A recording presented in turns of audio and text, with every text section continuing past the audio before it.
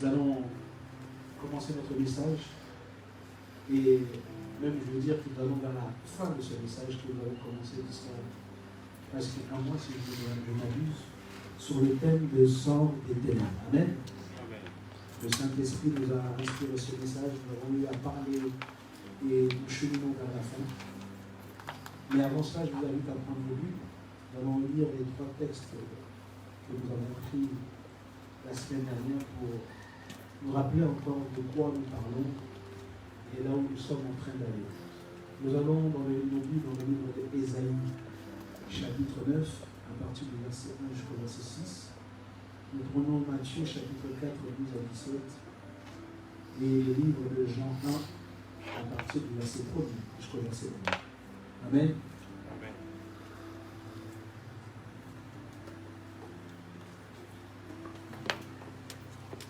Gloire à Dieu. Merci de se demander la première lecture des Écritures.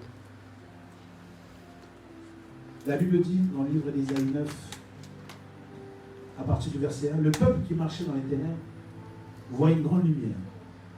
Tous ceux qui habitaient le pays de l'ombre de la mort, une lumière resplendit. Tu rends le peuple nombreux, tu lui accordes de grandes joies. Il se réjouit devant toi comme on se réjouit à la moisson, comme on pousse des cris d'allégresse au partage du butin. Car le joug qui pesait sur lui, le bâton qui frappait son dos, la verge de celui qui l'opprimait, tu les brises, comme à la journée de mendiant. Car toute chaussure qu'on porte dans la mêlée et tout vêtement guerrier roulé dans le sang sera livré aux flammes, pour être dévoré par le feu. Car un enfant nous est né, un fils nous est donné, et la domination reposera sur son épaule. On l'appellera admirable, conseiller, Dieu puissant, Père éternel, prince de la paix. Verset 6. Donné à l'empire de l'accroissement et une paix sans fin au trône de David et à son royaume. L'affermir et le soutenir par le droit et par la justice, dès maintenant et à toujours. Voilà ce que fera les ailes de l'Éternel des armées. Amen. Amen. Matthieu 4, à partir du verset 12 à 17. La Bible dit, Jésus ayant appris que Jean avait été livré, se retira dans la Galilée, il quitta Nazareth et vint demeurer à Capernaum, situé près de la mer dans le territoire de Zabulon et de Nephtali, afin que s'accomplisse ce qui avait été annoncé par Isaïe le prophète. Le peuple de Zabulon et de Nephtali, de la contrée voisine de la mer, du pays au-delà du Jourdain et de la Galilée, des gentils, ce peuple assis dans les ténèbres a vu une grande lumière. Sur ceux qui étaient assis dans la région et l'ombre de la mort, la lumière s'est levée. Verset 17. Dès ce moment-là, Jésus commença à prêcher et à dire, repentez-vous, car le royaume des cieux est proche. Amen. Amen. Et nous prenons Jean 1, à partir du verset 1 jusqu'au verset 12. La Bible dit, aux origines, avant que rien n'existe, le Fils, expression de Dieu, était là. Il était face à face avec Dieu, étant lui-même Dieu. De toute éternité, donc, il était là, face à face avec Dieu. Tout ce qui existe a été créé par lui. Absolument rien n'a pris naissance sans lui. La vie résidait en lui. Cette vie est la lumière de tout genre humain. Tout genre humain. La lumière rayonne vers les ténèbres, mais les ténèbres ne l'ont point accepté. Verset 6. Un homme parut, envoyé par Dieu, il s'appelait Jean-Baptiste. Il est venu pour être un témoin, pour dire la vérité au sujet de la lumière, afin d'amener tous les hommes à la foi. Il n'était pas lui-même la lumière, il avait seulement pour mission de rendre témoignage à la lumière. C'est le Christ qui était la lumière véritablement dans ce monde, celle qui éclaire tout être humain. Verset 10. En effet, il était déjà dans le monde, puisque le monde a été créé par lui. Et pourtant, le monde ne l'a pas reconnu. Il est venu chez lui, et les siens ont refusé de l'accueillir. Amen. Amen. Nous pouvons prendre place. Alors, comme vous le savez, ça fait quelques semaines que nous parlons de ce thème. Et avant d'aller vers la conclusion de mon message, j'aurais voulu vraiment insister sur cette réalité des ténèbres. J'ai beaucoup parlé sur la réalité des ténèbres, ce que c'était, mais je voulais encore mettre une couche pour être sûr que c'est bien ancré en vous et que vous avez bien compris de quoi on parle lorsqu'on parle des ténèbres.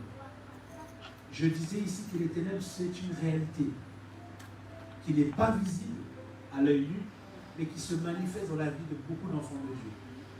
Les ténèbres ne sont pas seulement liées à ceux qui n'ont pas Christ, mais aussi dans la vie des chrétiens qui ont reçu Jésus, ont une part de ténèbres dans leur vie. Quand je parle de ténèbres, je vois ça comme un voile qui nous empêche de voir les choses comme il se doit. Une personne qui est dans les ténèbres ne peut pas avancer. Une personne qui est dans les ténèbres ne peut pas évoluer. Une personne qui est dans les ténèbres ne peut pas accomplir. Nous avons besoin d'éclairer pour pouvoir faire toutes choses. Et nous voyons dans la vie de beaucoup d'enfants de Dieu, bien qu'ils ont reçu Christ dans leur vie et qu'ils le confessent, mais dans certains domaines, c'est encore les ténèbres. Dans certains domaines, ce n'est pas clair. Dans certains domaines, ils tâtonnent. Dans certains domaines, ils n'arrivent pas à avancer. Et beaucoup se disent, oh, Dieu fera en son temps. Dieu fera. Frères et sœurs, nous ne savons pas un Dieu qui est tout le temps en train de dire qu'il fera, il fera, il fera, quand on ne sait pas, mais on ne sait de dire qu'il fera. Arrive à un moment donné dans la vie d'un enfant de Dieu, il y a des choses qui doivent cesser.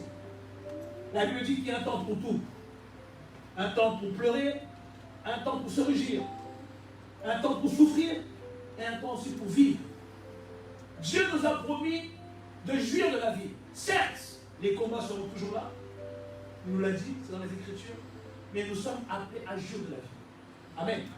Il n'est pas acceptable que ça fasse 5 ans, 6 ans, 10 ans que tu sois dans la vie chrétienne et qu'il y a certaines choses qui te maintiennent encore captif. Il y a certaines ténèbres qui agissent encore dans ta vie. Or que tu as reçu la lumière. Or que tu es censé être éclairé. Et que dire encore?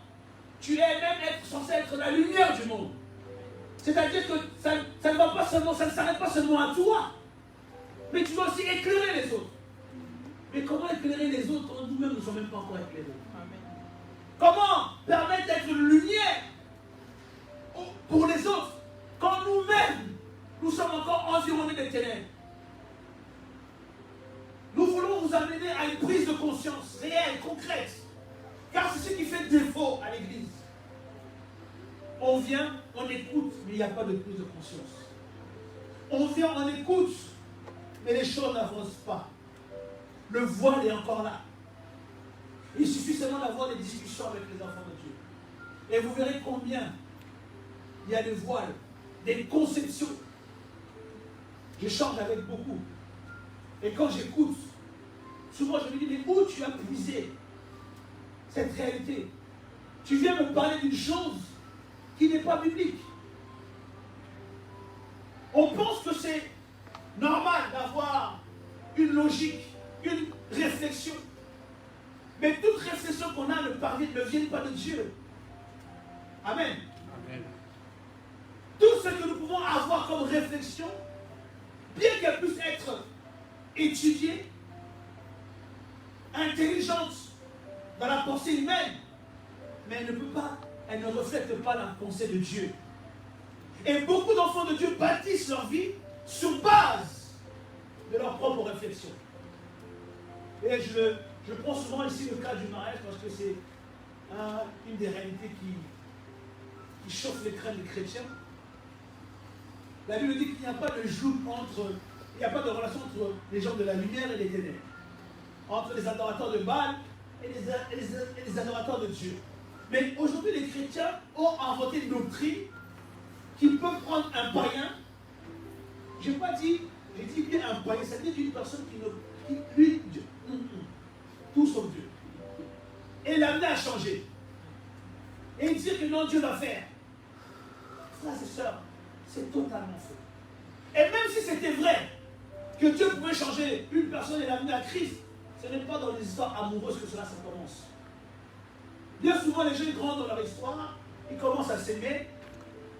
La fornication vient parce que le garçon qui est sur lui, pour lui forniquer, c'est normal. Après, il vous laisse tomber. Pasteur, oh, Dieu m'avait dit c'était lui. Mais si tu as mis ça dans le péché, c'est normal que ça va terminer dans le péché. Amen. Est-ce que vous êtes là? Amen. Ça, c'est ça. Je prends souvent le cas du mariage parce que c'est un cas qui m'étonne encore et qui me surprend énormément. Combien les chrétiens ne veulent pas comprendre que tu ne peux pas te marier avec un non-chrétien. Et quand je parle de chrétien, je ne parle pas d'une personne qui vient de l'église. Parce qu'il y a des chrétiens qui viennent de l'église qui ne sont pas nés de nouveau. Je parle d'une personne qui a eu la rencontre avec Christ, qui est née de nouveau. C'est de ça que je parle. Frères et sœurs, parce que si ce n'est pas le cas, tu vas souffrir. Et au jour d'aujourd'hui, l'une des pires erreurs que tu peux faire, c'est d'épouser la mauvaise personne. Moi, j'ai grandi dans un milieu où j'ai vu des histoires dans des relations amoureuses. Pas parce que le couple n'était pas, comment dire, ne s'aimait pas, mais parce que Christ n'était pas au milieu. La Bible dit, cette parole qui est claire, nette et concise, sans moi, vous ne pouvez rien faire. Frères et sœurs, beaucoup de gens sont voilés et ils n'arrivent pas à voir les choses comme il se doit.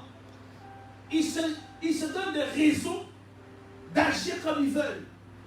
Des théories humaines, des conceptions humaines pour satisfaire leur propre chair. Et ils s'étonnent après un certain temps que leur vie n'avance pas. On s'étonne après un certain temps que les choses ne fonctionnent pas.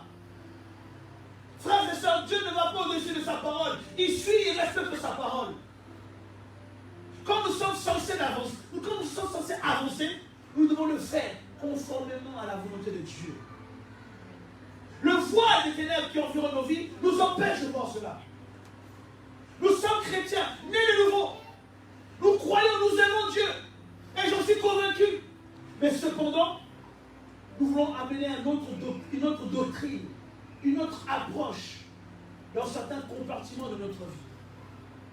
Tu travailles, mais tu n'es pas sérieux au travail.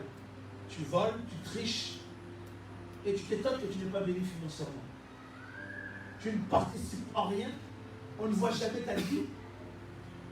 Tu ne donnes jamais d'offrande.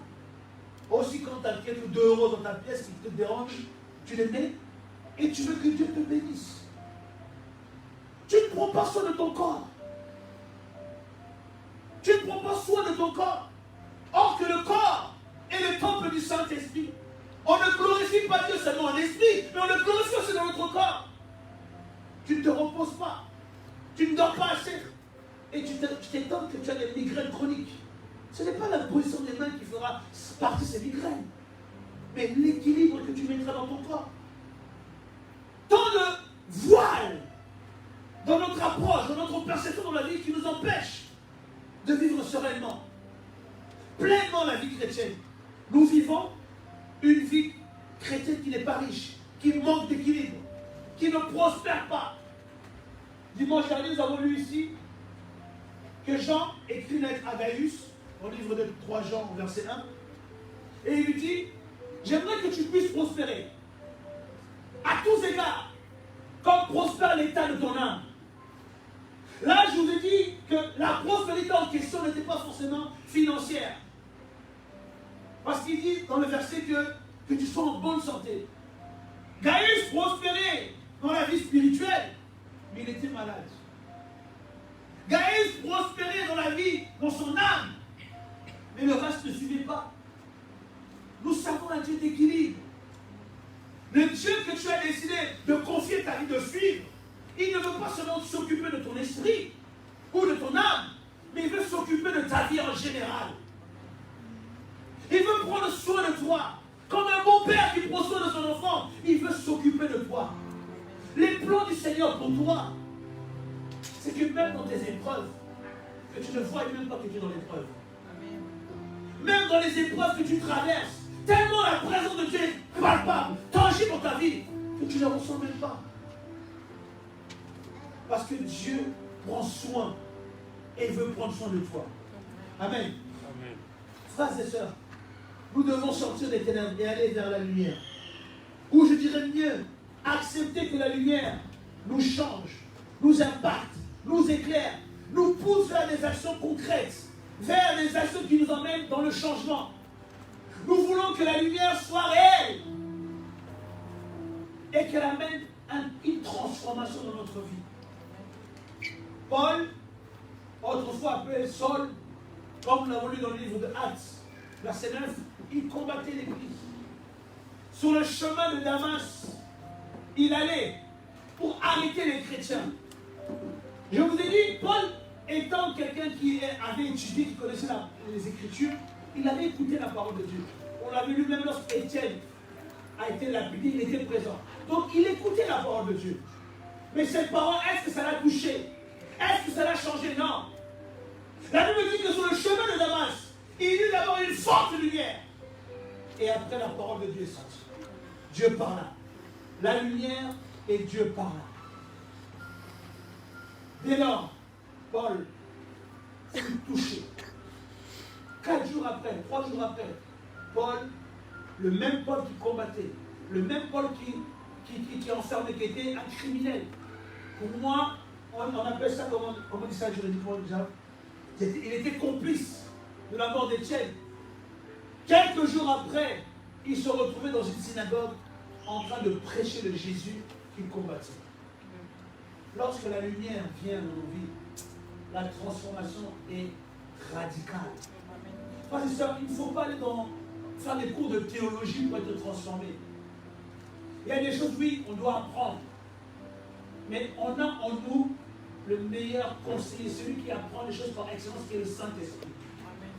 Vous ne savez pas combien le Saint-Esprit peut vous donner des informations, vous informer sur des choses, vous enseigner sur des vérités, sans pour autant apprendre au pied d'une école théologique ou d'un professeur de la théologie et surtout avec un doctorat en théologie.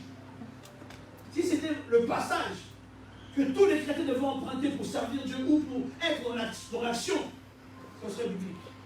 Amen. Mais comme ce n'est pas biblique, il ne faut pas passer par la théologie pour servir Dieu. Paul, quelques jours avant, c'était Saul qui combattait. Quelques jours après, il témoignait que Jésus est véritable. Tellement c'était choquant, ils ont dit, mais c'est pas lui qui était venu censé nous arrêter. Mais il se passe quoi là? Pourquoi? Parce qu'il a rencontré la lumière. Amen. Frères et sœurs, j'aimerais vraiment que tu puisses prendre cette conscience qu'il y a une réalité, que nous devons passer des ténèbres à la lumière. Mais que ce passage-là ne se fait pas seulement spirituellement. Nous avons reçu Jésus-Christ qui est la lumière de vie. Gloire à Dieu. Mais dans tes finances, dans ton foyer, dans ta santé, dans tes études, dans tes relations amicales, dans ton mariage, est-ce que la lumière est là? Elle est là ma question. Oui, tu as reçu la lumière. Mais est-ce que dans tous les domaines de ta vie, tu vois la lumière agir? Je parle à quelqu'un. Est-ce que lorsque tu te lèves le matin et tu te dis, oh gloire à Dieu, merci, car ma vie est éclairée, je vois clair. Lorsque j'avance dans mon foyer, je sais où j'avance. Lorsque j'avance dans mon travail, je sais où j'avance. Lorsque j'avance dans mes finances, je sais où j'avance. Lorsque j'avance dans mon mariage, je sais où j'avance parce que je vois clair. Où tu es? Et ce genre de personnes qui se lèvent le matin, Seigneur, je ne comprends pas. Ah Seigneur, vraiment. Pourquoi moi toujours c'est bizarre comme ça? Je ne comprends pas. Bien souvent, le fruit de cette, de cette complainte, de cette prière, c'est nos propres actions. Est-ce que je parle à quelqu'un?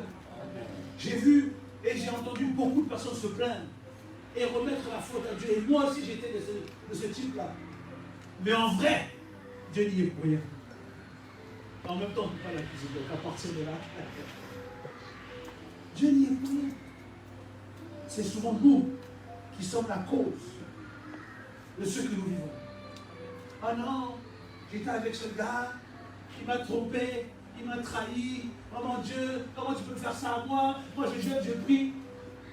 Mais quand tu as commencé avec ce gars-là, est-ce que Dieu t'a dit oui? Est-ce que Dieu t'a validé? Est-ce que Dieu t'a fait comprendre que c'était le bon chemin? Tu es entré Love. Comme je dis ici, c'était bé. Oh, bé. Mon bébé. Oh, mon mari. Tu lui as même donné un statut de mari, tu n'as même pas mis une bague, même pas une bague de promesse. On ne dit même pas faire ça de promesse, même pas. Je t'appelle mon mari. Tu lui donnes une valeur, une place qu'il ne mérite pas. Après qu'on a fini de s'amuser, tu dis je ne comprends pas. Homme ou femme, c'est pareil. Nous les hommes, c'est... Elle est belle, hein? Elle a un physique. On ne marie pas une femme pour son physique. Parce que les choses comme ça disparaît très vite. La beauté se fane.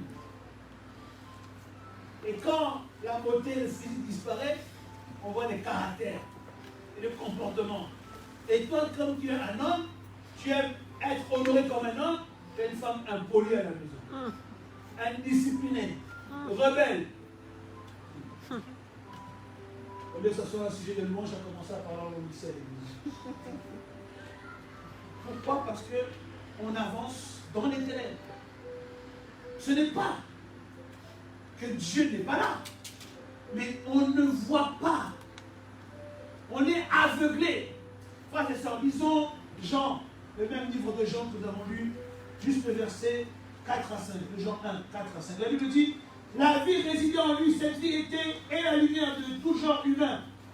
La lumière est dans les ténèbres, mais les ténèbres ne l'ont point accepté, ou dans d'autres traditions ne l'ont pas reçu. Ce n'est pas que les ténèbres sont plus forts que la lumière. Ils ne peuvent pas être plus forts que la lumière. Mais les ténèbres n'ont pas laissé la lumière agir. Les ténèbres n'ont pas laissé la lumière se manifester. Beaucoup d'entre nous, frères et sœurs, ce n'est pas que nous sommes environnés des ténèbres, ou qu'il n'y a pas la lumière, ou que la lumière de Dieu est faible dans notre vie. Non, mais on ne laisse pas la place à la lumière de jaillir. On ne permet pas à la lumière de resplendir dans notre vie.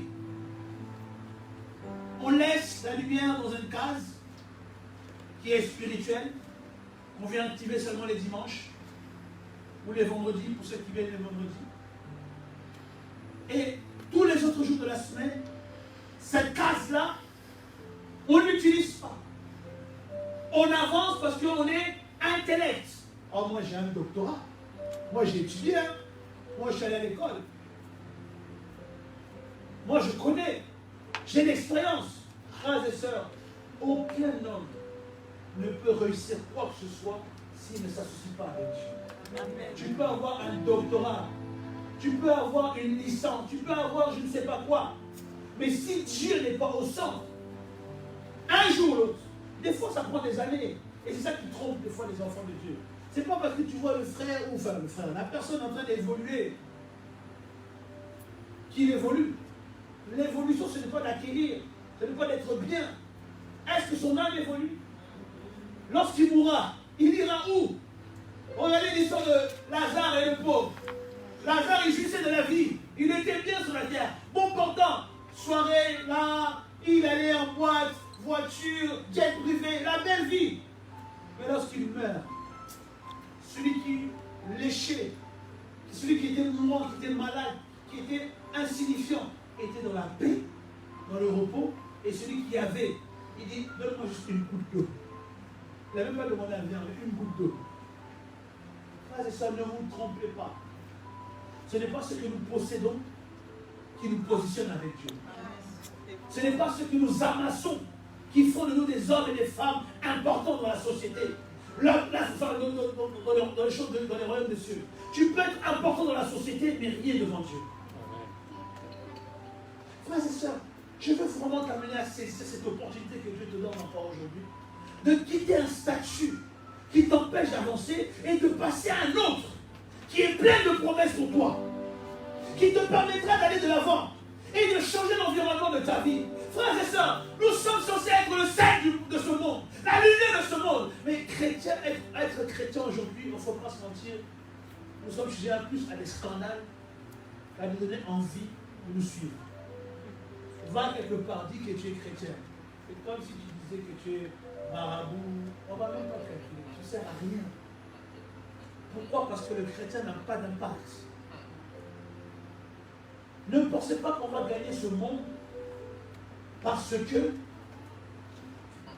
on a la parole en langue, ou on a la position des mains. Jésus a fait des miracles plus que nous. Et cependant, les mêmes gens qu'il a fait des miracles, c'est eux qui l'ont lapidé. Frères et sœurs, quel est l'éclat? Qu'est-ce que ta vie amène dans cette société, dans ton environnement, dans ta famille? Quel impact que tu as lorsque tu es quelque part? Est-ce qu'on dit de toi que tu es différent?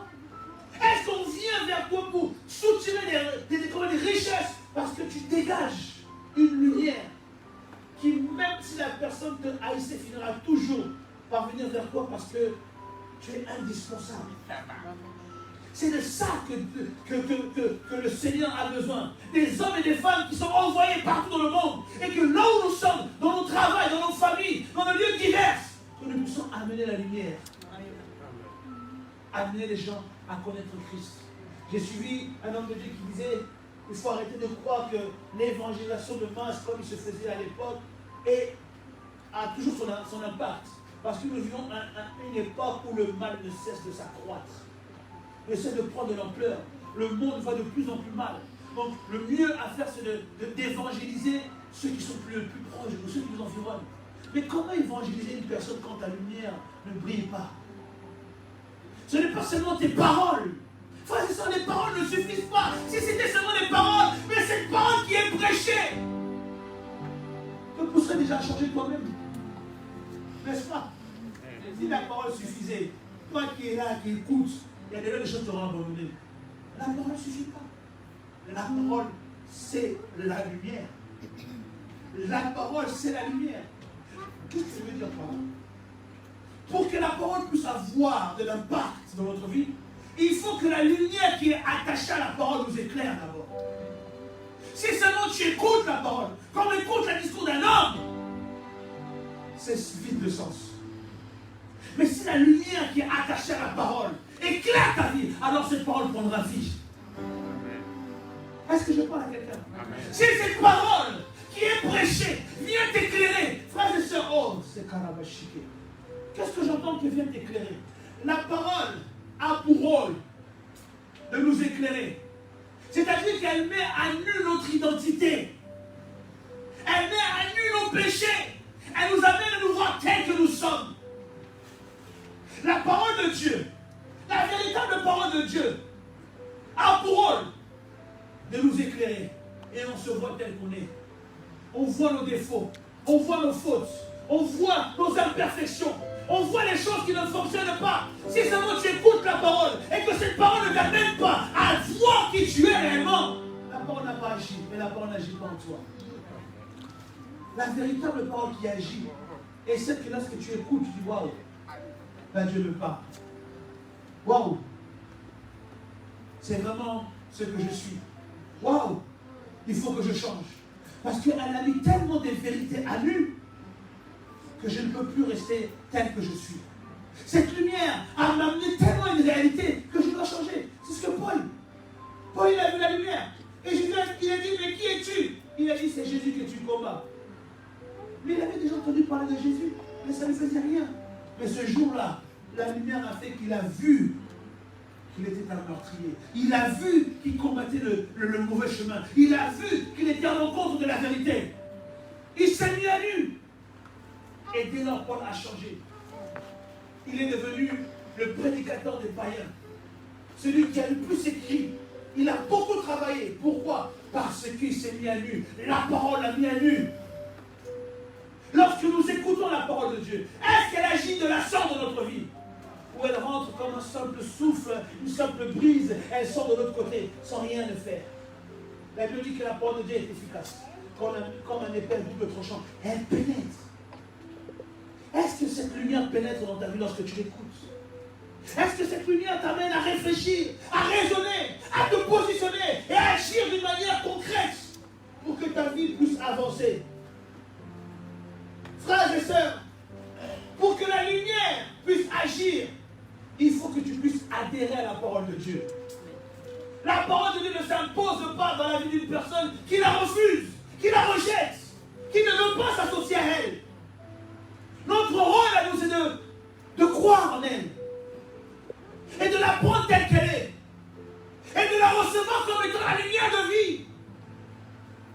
de le recevoir comme étant la solution à nos besoins. 2 Corinthiens 3, à partir du verset 16 à 18. 2 Corinthiens 3, 16 à 18. La Bible nous dit, mais comme il le dit, l'Écriture, lorsque Moïse se tournait vers le Seigneur, il ôtait le voile. Chaque fois qu'une personne se tourne vers Dieu, le voile tombe. Lorsqu'Israël se convertira, son bon nom lui sera enlevé. Verset 17. Le Seigneur dont il est question, c'est l'Esprit. Car là où l'Esprit du Seigneur, la règle, la liberté. Or, verset 18. Or, c'est sans voile, le visage découvert, que nous tous, nous contemplons comme dans un miroir la gloire du Seigneur. Ainsi, nous sommes constamment transformés d'après son modèle pour lui ressembler davantage de jour en jour.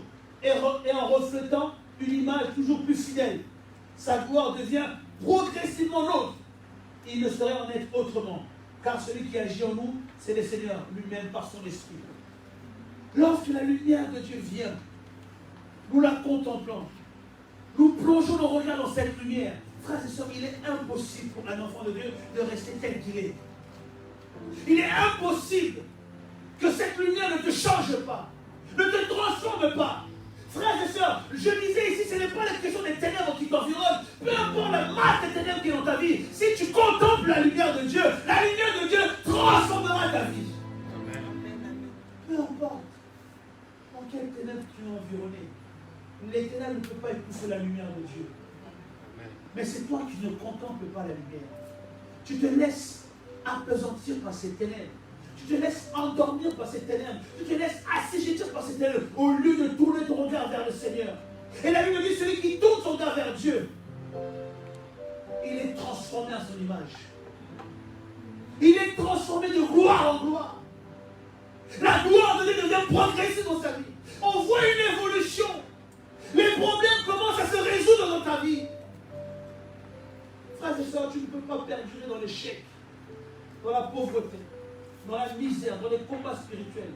Dieu ne t'a pas sauvé pour que toute ta vie, tu fais chaque nuit pour combattre des démons. C'est quoi cette vie? Tout le temps en train de combattre des combats, Non. Même les soldats, on les voit à un moment donné, même au champ de bataille, on les prend, on dit bon, on va te reposer un temps, on les remplace. Mais toi non. Toujours tu dois combattre. C'est pas normal. Oh non, mon père, l'église me doit aux batailles. Frères et sœurs, même si tu es église, mais église jusqu'à quand? À quel moment tu vas respirer? Toujours on vient t'étouffer, C'est qu'il y a un problème. Toujours on vient t'attaquer, c'est qu'il y a un problème. Le problème n'est pas ceux qui viennent t'attaquer, mais c'est toi. C'est toi le problème. Il y a quelque chose dans ta vie qui permet à ces gens-là de t'attaquer. Frères et sœurs, Dieu veut que nous puissions tourner nos regards vers lui. Et lorsque on le contemple, nous sommes transformés. Et le reflet de cette lumière change nos attitudes, nos comportements, notre caractère. Petit à petit, il y a une évolution. Et plus nous passons du temps à le contempler, plus les effets de la lumière se retranscrit dans tous les domaines de notre vie. J'aimerais dire à une personne, Dieu ne t'a pas appelé seulement pour le spirituel. Tu dois être un témoignage. Frères et sœurs, soyons sérieux. Surtout en Occident, là où on vit. Tu galères. Tu n'as pas de stabilité. Tu es vraiment dans la misère. Tu rencontres n'importe qui dans la rue. Tu lui dis Dieu t'aime. Il te voit, il dit qu'il commence à avoir t'aimer. Parce qu'il va te regarder et va dire, mais si il m'aime et toi, alors toi il ne t'aime pas alors. Ah, c'est du sérieux. Et Dieu sait cette réalité. Il sait dans quel monde on vit. Donc, minimum, il doit te mettre une stabilité. Parce que comment tu vas convaincre quelqu'un que Dieu est Dieu si en toi il n'y a rien de Dieu? Il n'y a rien de divin. On te regarde, on voit l'enfer. On se dit, est-ce que celui-là, il vient d'être en stage là-bas ou c'est comment? À un moment donné, il faut convaincre aussi par nos actions. Quand qui sort de ta bouche. Mais tu es un enfant de Dieu. La Bible dit, est-ce que d'une même source peut sortir une eau douce, une eau salée? Toi, que des gros mots. Jusqu'à quand? Donc, Dieu en toi n'agit pas. Il a dit seulement quand tu es à l'église, tu cries fort ici, mais même pas la douceur dans ta bouche. Frères et sœurs, dans nos familles, il y a des gens qui ne croient pas en Dieu. Ils t'observent. Ah, il est devenu chrétien, ok. Chicha, tu vas avec eux. Là-bas, tu vas avec eux. Et quand tu es là-bas, c'est même pas évangélisation. Toi, si tu es là, hey, tu danses avec eux. Après, tu dis, tu sais que Dieu t'aime. Hein? Tu vas te suivre tellement. Frères et sœurs, ce sont des réalités. Imaginez maintenant, moi je suis pasteur, je viens ici, bouteille de Henken, canette d'Henken. Ce n'est pas interdit de boire. C'est l'ivresse. Je vous dis, c'est verset, vous voyez, je prêche. Mais bon, qui va revenir dimanche à l'église? Et puis je viens, je vous ai posé des mains. Je dis, sérieux, vous allez nous imposer des sous d'Henken, ou c'est comment? Pourquoi? Parce que l'image importe. Ça a son rôle. Ma manière de m'exprimer a changé. Au jour d'aujourd'hui, je dois avoir un discours. Avant, j'étais en mode wesh. Mais au jour d'aujourd'hui, je ne peux plus. Des insultes par là, je ne peux plus. Parce que je dois, comment dirais-je, contaminer les autres. Et il doit voir en moi Dieu. Il doit voir Jésus en moi. Frères et sœurs, lorsque nous regardons au Seigneur, nous sommes totalement transformés. Lorsqu'on décide de marcher à la suite de la lumière, lorsqu'on décide d'écouter la parole de Dieu et de la suivre, de se laisser transformer par elle, il y a une réalité qui se fait et qui agit dans notre vie. Je vous invite à prendre le livre de Jacques 1, versets 21-25 et Romains 8, 5 à 9. La Bible dit, débarrassez-vous donc de tout ce qui salit et de tout ce qui reste en vous de méchanceté. Accueillez d'un esprit humble et docile la parole implantée en vous, car elle a le pouvoir de vous conduire au salut.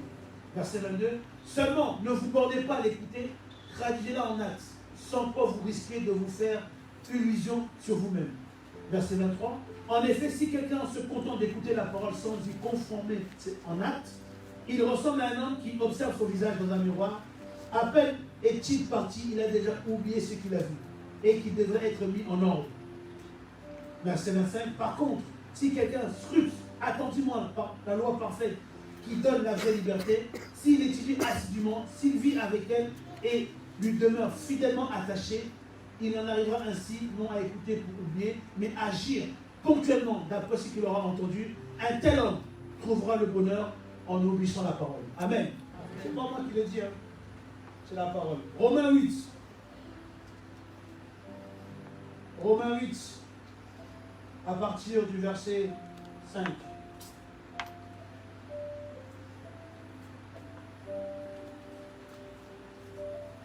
La Bible dit, Romains 8, verset 5.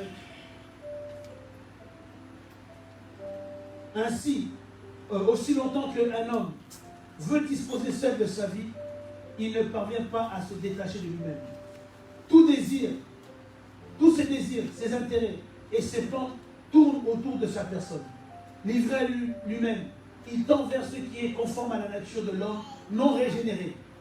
Mais ceux qui suivent les suggestions de l'esprit se préoccupent de ce que Dieu désire et concentrent leurs recherches sur les richesses spirituelles. Verset 6. Or, suivre la pente de l'homme livré à lui-même se laisse mener par ses instincts, c'est à la mort. Mais rechercher les pensées de l'esprit, obéir à ses directives, voilà ce qui nous conduit à la vie et à la paix. Verset 7. La vieille nature de l'homme livré à lui-même est opposée à Dieu. L'homme qui l'a su ne se soucie guère d'accomplir la volonté de Dieu exprimée dans sa loi. Il ne veut ni et ne peut s'y soumettre. C'est pourquoi aussi longtemps que l'homme vit pour lui-même, pour la satisfaction de ses désirs et de son être naturel, il ne peut être approuvé de Dieu. Ceux qui suivent leur tendance instinctive ne sauraient lui plaire. Verset 9. Mais vous n'êtes plus au service de votre penchant naturel, vous vivez sous le contrôle de l'Esprit de Dieu. vous suivez ses injonctions, si du moins il a fait sa demeure en vous. Évidemment, si quelqu'un n'a pas l'esprit du Christ en lui, il ne peut pas faire partie des siens et ce n'est pas un vrai chrétien. Amen. Frères et sœurs, sortir des ténèbres et entrer dans la lumière et se vivre dans la lumière, cela dépend que de toi. Si tu veux voir ta vie avancer, connaître richesse, prospérité, paix, évolution, cela dépend de toi. Si tu veux voir que ton ministère aille de l'avant, là où Dieu t'a appelé à le servir, puisse être efficace, cela dépend que de toi. Frères et sœurs, il n'est pas question d'un talent quelconque. Il est seulement question de se donner à Dieu, de laisser la lumière prendre place. La lumière est déjà en vous parce que vous avez cru. Il est la lumière de vie, la Bible nous dit. Elle est là. Mais ce qui manque, c'est que chacun puisse s'abandonner totalement dans tous les domaines de sa vie. Dans les domaines des finances, dans les domaines amicaux, dans les domaines relationnels. Laisse Dieu prendre sa place. Ne dis pas que ça c'est moi je gère. On a lu ici dans le livre de Romains, ceux qui veulent gérer par eux-mêmes vont vers la mort. Tout ce que tu veux gérer par toi-même va échouer. Tout ce que tu voudras faire par ton intelligence, tu vas échouer. Car en l'homme, il n'y a rien de bon. La seule chose que nous avons de bon, c'est l'Esprit de Dieu. Je pensais que tu allais me dire amen. Ce que Dieu veut, que nous puissions sortir des ténèbres. Mais ce n'est pas lui qui nous sortira des ténèbres. Il nous a donné la lumière. Mais est-ce que la lumière agit dans nos vies? Est-ce que la lumière est présente dans nos vies? Lorsque tu fais un choix, est-ce que tu fais le choix dans la lumière ou tu le fais dans les ténèbres? La lumière est venue justement pour qu'on a pu la tâtonner. Le but de la lumière, c'est qu'on soit éclairé. On ne soit plus dans l'aveuglement.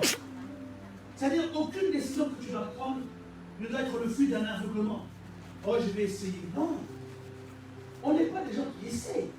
On est des gens qui réussissent. Amen. Amen. On est des gens qui sont appelés à réussir. Et lorsqu'on réussit, c'est qu'on a toutes les assurances qui nous assurent qu'on va réussir. Aujourd'hui, comme je dis souvent, tu rencontres le président Macron, tu dis, ton problème est réglé. Pourquoi tu es sûr qu'il s'est réglé? Parce que la personne qui te le dit, tu sais qu'il en est capable. C'est pas un tonton qui t'appelle, ah, mon fils, t'inquiète. Tu sais que tonton c'est un mytho. Dès que tu rencontres, tu dis, regarde-moi lui là, il ne va rien faire. On a tous des oncles comme ça. Je m'occupe, n'en fais pas. Tu l'appelles, ah, j'avais oublié. Ah, mon fils, tu connais, trop de combats, trop de choses. Mais je pense à toi. Jusqu'à 2 ans, 3 ans, il n'a rien fait. Mais si Macron, en plus devant la télé, il vient prendre ton dossier et dit, tu vois, monsieur, je m'occupe de vous, ne vous en faites pas. Tu es sûr et certain qu'il le fera. Parce que déjà, c'est l'autorité. En plus, il y a les caméras, donc il ne va pas se fourvoyer. Vous comprenez? Donc, si Dieu te dit que tu vas réussir, tu vas réussir. Même si ça commence mal. Et souvent, avec Dieu, ça commence mal. Ça commence à l'encontre de ce qu'il nous dit. Et c'est pour ça que les chrétiens fuient. Parce que quand ça commence, ils voient que c'est le contraire. Donc ils se disent que ce n'est pas Dieu. Mais si tu étais éclairé, tu aurais compris que ce n'est pas les ténèbres que je vois là qui sont la vérité. La vérité, c'est que plus je vais m'enfoncer dans cette réalité, plus les ténèbres vont se disperser à cause de la lumière que je suis. Amen. Les ténèbres ne peuvent pas résister à la lumière. Croyez-moi. Aucun problème dans nos vies ne peut résister à la présence de Dieu. Tant que Dieu vous valide et vous dit go, Dieu n'a pas besoin de faire des discours. Les disciples voulaient marcher dans l'eau, Père voulait marcher dans l'eau. Il a dit, Seigneur, si c'est toi, dis que je vienne à toi. Il a dit, viens. Est-ce que j'ai dit, bon, au nom du Père, au nom du Fils, au nom du Saint-Esprit, maintenant viens par la bouche. Non, il a dit, viens. Basta. Le viens a consolidé l'eau. Dès qu'il a mis le premier pas, l'eau devient la pierre à cause du viens. Non, nous on veut rentrer en gêne. on veut faire le jeûne et prière, on veut faire retraite, on dit à l'église, associez-vous à ma prière. Or que Dieu t'a parlé. Il y a des choses que tu n'as pas besoin d'être. Homme de Dieu, qu'est-ce que Dieu a dit? Dieu ne me dira pas tout pour vous. Arrêtez d'être esclave à un système qui ne vient pas de Dieu. Vous êtes vous-même responsable de votre vie. Vous voulez mettre vos erreurs sur mon dos, jamais de la vie. Là, je refuse. Après, quand ça marche, le pasteur m'avait dit non. Moi, je te dirais à la lumière des Écritures. Et si encore l'Esprit me parle, mais s'il ne me parle pas, rien du tout. Je ne veux pas de problème. Parce que ça devient la mode. Oh, les pasteurs dans cette église, ils nous prophétisent des choses, ils disent des choses, voilà, ça ne marche pas. Pardon. Si Dieu n'a pas parlé, je ne parle pas. Ou je prends les Écritures et j'associe les Écritures. Au moins, je suis sûr, si tu reviens, je t'avais de montrer quoi? Ah, merci. Frères et sœurs, il faut comprendre que nous sommes appelés à éclairer. Mais que tu puisses éclairer, tu dois laisser la lumière prendre place. Sors des ténèbres. C'est une décision que tu vas prendre. Je vous avais dit ici dimanche dernier, vous devez prendre le temps de vous examiner. D'être sincère avec vous-même. Tu veux épouser un homme, tu veux te marier, mais tous les choses que tu fais, ce sont des païens, des aventuriers, des gens qui n'ont même pas un millième de Dieu en eux. Mais tu veux quoi? Et après tu vas dire, homme de Dieu, plus pour moi que je crois. Mais déjà, là où tu les cherches déjà, c'est un problème. Tu te diriges vers une zone qui est marquée danger, mais tu veux que Dieu te mette dans le danger. Mais non, ça n'a pas de sens. Tu veux changer de travail parce qu'on te donne un bon salaire. Est-ce que ce salaire-là qu'on te donne est la volonté de Dieu? Tu peux être avec le peu de ce que tu as. Si tu associes Dieu, tu feras beaucoup plus avec le grand salaire. Parce que là où tu vas aller, on va te combattre dans ce travail. Et les travails, c'est des travails démoniaques. Tu rentres là-bas, c'est la guerre. On ne t'aime pas. Tu vas travailler le matin, mais tu es embarrassé. C'est une vie, ça. Tous les matins, tu vas au travail, mais tu n'es pas bien. Vraiment, Dieu te bénit.